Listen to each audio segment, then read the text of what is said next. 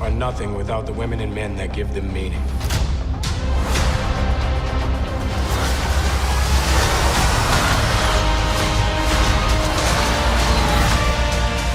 That shit represents a lot of things to a lot of people.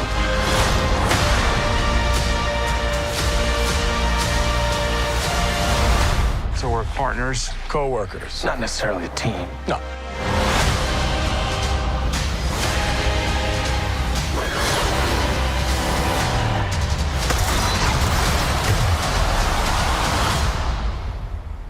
We look damn good, though.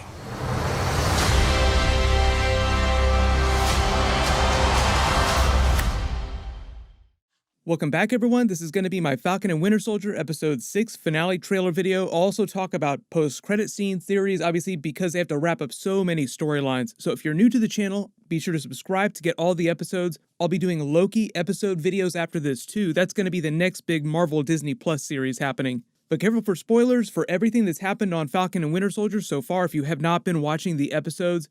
Obviously, starting with that post-credit scene there, John Walker making himself a new Captain America shield. I'm sure that will totally end well for him. Still wearing the Captain America costume that he was given when the government named him Steve Rogers' successor, except the whole thing here is he's giving off this really dark, twisted Iron Man 1 energy with this scene. The way they play the hammer strikes before the scene starts, like it starts in black with the hammer strikes, then they show the montage of him banging on the shield the exact same way that Iron Man forged the Iron Man Mark I armor. John Walker made that shield in a cave with a box of scraps. Everyone post all the memes.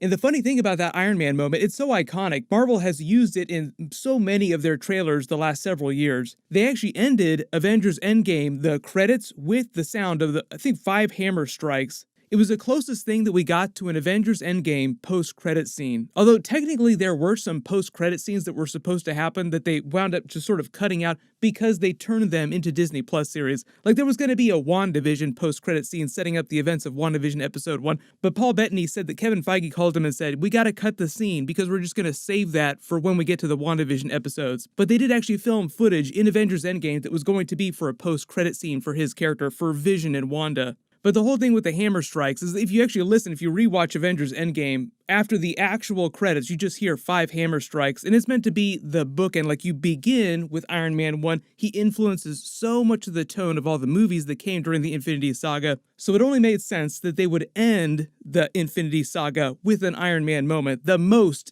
iconic Iron Man moment, next to him snapping the Infinity Gauntlet. Only the whole thing with John Walker here is that he's on the fast train to Crazy Town. Like, obviously, he doesn't think that he's crazy. He thinks that he's the only sane person here, like yelling at this big panel who's trying to take the title of Captain America away from him, basically giving him everything but a dishonorable discharge. They took away all of his benefits, his rank, pretty much everything, told him that he basically had to take a giant L for the rest of his life. So the way they're telling his story, they want his character to feel like the government, the military that spent his whole life up to this point training him to be this weapon, telling him that he was special, that he was the next great hope for the country, to feeling like they discarded him like a piece of trash, which is a common theme of veteran stories, so they obviously want you to sympathize with him a little bit, like the government just kind of throwing him away when they're done with him. Like in real life, you hear about veterans suffering from PTSD, other kinds of disorders that they get after they're discharged, and a lot of them wind up becoming homeless, addicted to drugs. Tom Holland, Mr. Spider-Man himself, even just did a movie with the Russo brothers, the people who got done directing Avengers Infinity War, Avengers Endgame, the Captain America movies, which a lot of this series draws from. It was called Cherry. It was all about the terrible things that happened to this U.S. soldier when the military discharges him, but fails to help him get the proper care that he needs. So John Walker right now is kind of feeling that energy, and the Contessa, Julia Louis-Dreyfus's character, comes to offer him salvation, so to speak, even though it sounds really sinister the way she's talking about it. They want you to feel very weird about her character, like she is definitely not a good person, even though she pretends to be. She was kind of like that on Veep, like a very slippery character. She kind of seemed like a dirtbag, even though she was kind of a good character at the same time. Just this really weird anti-hero type of character. That show was more of a dark comedy, and obviously Falcon and Winter Soldier is more of a drama, but I did feel like her cameo scene here was a little funny in a dark way, the way she was talking circles all around John Walker, like he was just confused the whole time. What's happening here? This business card, there's nothing on it. What's going on? But she slips in and tells him everything he wants to hear, because clearly she's manipulating him. You taking the super soldier serum was the best thing that ever happened to you. It's made you very attractive to, quote-unquote, some people. People basically looking for mercenaries to hire, people with nothing left to lose. That's basically what her character is all about in the comics, though, manipulating people the same way that Baron Zemo is a master at manipulating people. She is 100% bad news, obviously. But he's eating this all up because the sting of feeling betrayed by his government is so fresh. So he is on his way to going full Karen on Falcon, Winter Soldier, and the Flag Smashers in the finale. Like the Karen version of Captain America, the same way Scarlet Witch went full Karen during WandaVision for a little while. They never really addressed that during WandaVision, like she just kind of flies off at the end of the series like, oh wait a minute, didn't you manipulate and trap all these people here for a whole week? We didn't really address that. So I think the question with John Walker's character isn't so much what he's going to do next. We all expect him to go off the rails. It's more about how they're going to set him up to be more the US agent character from the comics and potentially join the first version of the MCU Thunderbolts team.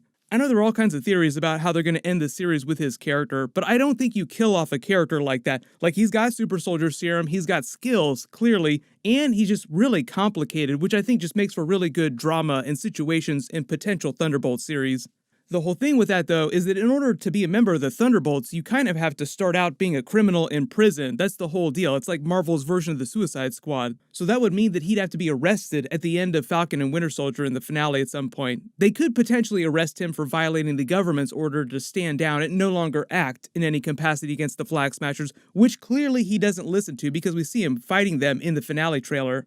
But then on the other side of this, obviously you have all the Falcon and Winter Soldier stuff. They're going to have to stop the Flag Smashers from killing anyone because they're obviously going off the rails too, without escalating things even more. That's the whole thing. That was John Walker's problem, is that yes, they did need to stop the Flag Smashers, but in a way that wouldn't help the Flag Smashers rally more support for their cause. Which is basically what happened when he killed that Flag Smasher in public. Like, everyone saw it, and the way it was spun made him seem like the villain, made the Flag Smashers seem more like martyrs, rallying more support for their cause, escalating things even further. So it sounds like what happens is, at some point, the Contessa, like she says, pick up the phone when I call you, and she's gonna call him and set him on the Flag Smashers. Like, go to New York City and get rid of these people. The slimy way her character sounds, she wouldn't tell him to go kill a bunch of people. She'd just say, deal with the problem. And that would basically be her way of telling him, kill all of them, we don't care, just get rid of them.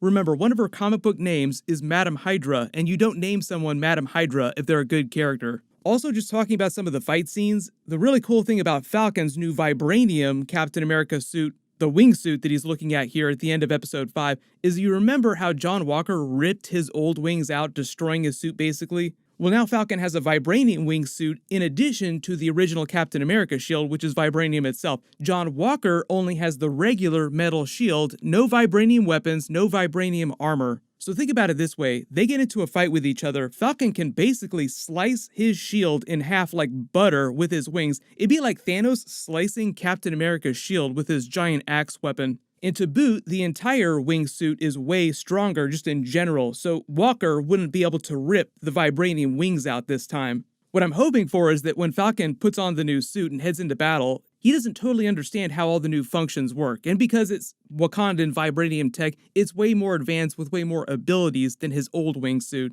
And he just winds up learning on the fly, like activating the new wings, and it just becomes a really badass, cooler version of him flying around in the wingsuit. We've seen him use the wingsuit in fights before, like the Batroc scene during episode 1. Just imagine a much bigger, badder version of that happening with the vibranium version of the suit. Also, you have to remember that Batroc is going to be going after him in the finale too, so it's like he's got to fight John Walker and he's got to fight Batroc at the same time as well. That vibranium is going to come in handy. The finale is supposed to be over 60 minutes long, so obviously there are a whole bunch of storylines to wrap up. Hopefully they answer all the bigger questions. They got into a bit of a problem during the WandaVision finale. Because of the virus shutdown, they had to cut a whole bunch of scenes that resolved some of the storylines. So that's why in the actual version of the finale that we wound up watching for WandaVision, it just felt like there was a lot of stuff that was missing. Like, wait a minute, you didn't answer all these questions that you picked up on during the series. Hopefully, because they had a little extra time to finish the Falcon and Winter Soldier episodes, they don't have the same problem. The whole thing with the Contessa character, Julia Louis-Dreyfus's character, I'm not expecting a ton with her in the finale, but she might wind up being the person at the end of the show, or in a post-credit scene, who contacts John Walker and Zemo about the Thunderbolts. Like, instead of Thunderbolt Ross, who a lot of us have been expecting to put the Thunderbolts together in the MCU,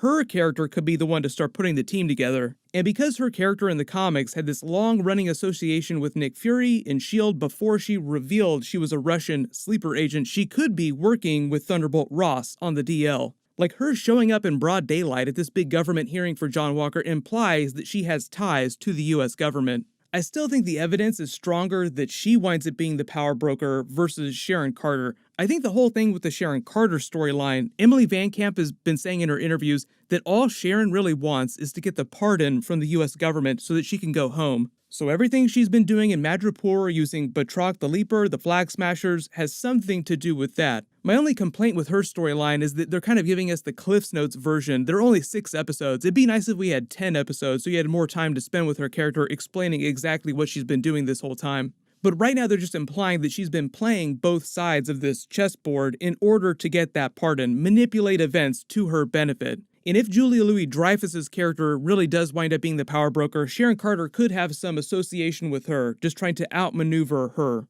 I would love for Thunderbolt Ross to secretly be the power broker because the storyline is all about the Super Soldier Serum, the Weapons Plus program. But right now, there's just been no overt clues or hints that he's going to show up on the series, and we've just got this massive cameo scene with a huge actor, Julia Louis-Dreyfus, playing a comic book villain from the comics who pretends to be a good person working inside S.H.I.E.L.D. and the government. So it just feels like they're setting her character up for an even bigger reveal. Like, they wouldn't just bring her on for 5 seconds and then you never see her again. Obviously, something bigger is going to happen with her character. So early theory, I think that they bring her character back in future Marvel Disney Plus series and Marvel movies, like hopefully for the Thunderbolt series when they get around to making that. But everyone post all your predictions for the finale in the comments below. I'll be doing a couple more bonus videos for Falcon and Winter Soldier in the next couple of days, so just leave all your requests or your big questions in the comments. There was also some really cool Spider-Man 3 No Way Home Dr. Octopus news, so I'll do a video for that soon too.